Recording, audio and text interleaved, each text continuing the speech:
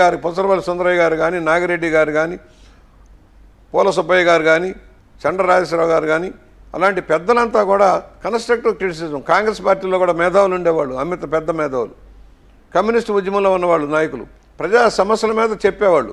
నువ్వు అసెంబ్లీలో మమ్మల్ని మాట్లాడనిచ్చావా? మమ్మల్ని రానిచ్చావా? శాసనసభకి బయటికి గెంటేసావు. కనీసం మైక్ ఇవ్వలే, మాట్లాడినవలే. స్పీకర్ గారు నీకు తోడు ఆ ప్రబుద్ధుడు తోడయ్యాడు సీతారాం. ఇవాళ ఎక్కడ ఏమైపోయాడు సీతారాం? ఆ రోజునే చెప్పాం, ఒక రోజంటూ వస్తుంది రాబోయే రోజుల్లో మునిగిపోతారా నాయన అని చెప్పి మునిగిపోయారు. ఇవాళ స్పీకర్ గారి మీద నిందలేస్తా ఉన్నావు.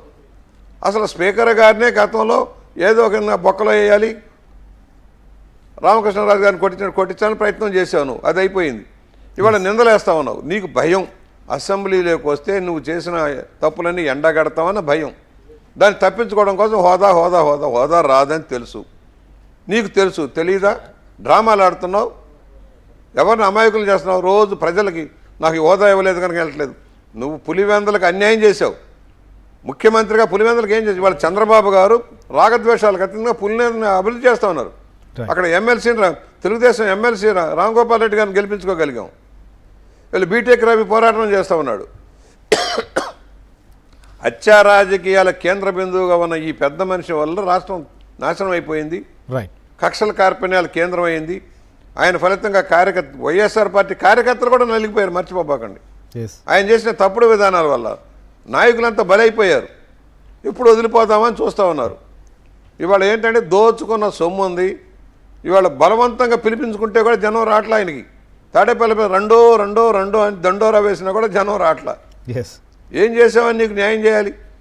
ఎవడో ఒకటి చెప్పాడంట, తల్లిని చెప్పి కోర్టుకు వెళ్ళాడు. ఏమయ్యా ఏంటంటే నాకు న్యాయం చేయండి, తల్లి లేని బిడ్డని అన్నాడంట. జగన్మోహన్ రెడ్డి విధానం అట్లాగే ఉంది. ఒక అరాచక ఆటవికవాదికి ఉండాల్సింది సెంట్రల్ జైల్లో కానీ ప్రజా కోర్టులో కాదు.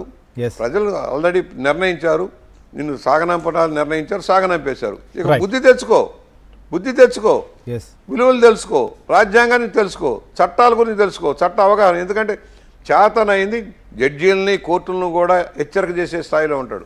మీడియాని శాసిస్తాడు, దోపిడీ చేస్తాడు, అన్నిటికీ అవినీతితోటి అన్ని కాపాడుకోవాలని ప్రయత్నం చేస్తున్నాడు. ఆటలు సాగవు, పప్పులు ఉడకమని మాత్రం తెలియజేస్తాం. ఇంకా ఎదురుదాడి మళ్ళీ 12న ఆందోళనలు కూడా చేయబోతున్నారంట. ఎందుకు చేస్తారు ఏంటో కూడా మనం డిస్కస్ చేద్దాం. ఒక చిన్న బ్రేక్ తీసుకుందాం. చూసాం. సో తొలుత ఇవ్వడం, తర్వాత సభ్యులు లేని కారణంగా తీసుకున్న నిర్ణయాలు.